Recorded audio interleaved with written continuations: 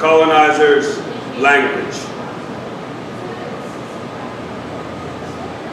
Nigger, Negro, nigger, black, African American, criminal. The colonizer language that we have imbibed as if it was a life-sustaining nectar, afraid to wean ourselves from the poison that is killing us because we have been fooled and are fooling ourselves into believing it is beneficial, nutritional, contrapositional, infinitesimal in the scope of things. The pros outweigh the cons. Con artists in sheep's clothing, parading the homunculus, pulling the strings in our brains, weighting our steps with second guesses, misperceptions, allegories, and ill conceptions, but in vain do we strive for something better. Clueless to the range of how damaging the language we use to represent ourselves is to our dignity, self-identity, intrinsically speaking, spiritually seeking, deranged. Conceptions of how we came to being and who we hope to be to become to arrive, nigger! As if we arrived, materialized as slaves on plantations contrived for labor and never existed prior to raising cotton for stock profits in American pockets, dropping to the ground exhausted because the master forgot to water the human stock bought on the auction block for cents on the dollar. And this is what we holler as a greeting.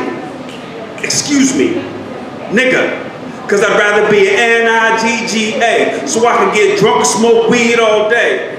It's a natural response to an oppressive situation to assimilate and reclaim the terms of a language used to discriminate and disseminate hatred, like the word gay, was once used to describe happiness or joy in a situation, but then it became a derogatory term laced with inflammation and incitation to repressive anger, displacing concentration on the facts at hand that a label to the soul burns worse than skin to a brand.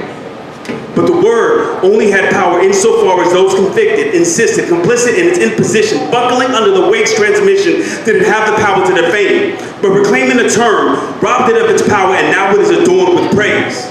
Nigger, unfortunately, is not a term that can be rephrased in such a way as to liberate its user.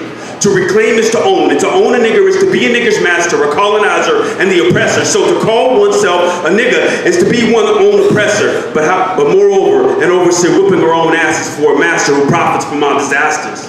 Because a nigger is lazy, licentious, sexually promiscuous, unsound in mind and body, pretentious, unscrupulous, vile, criminally minded, guided by the basics of nature's genetically inferior paternalism required.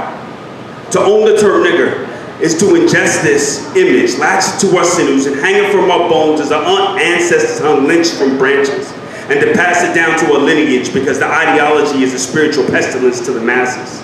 The antithesis of white, the foil despite the toil of life, the cradle of which it all ignites. Black, but more Eurocentrically politically correct, African American, but still dislocates us from our historical heritage and infests us with hatred for ourselves, as we have imbibed the colonizer's language as our own, but in truth it has no meaning or value to us. They're just words, they're just symbols and signs, semiology, vestigial coverings that have nothing to do with our actual identities or realities.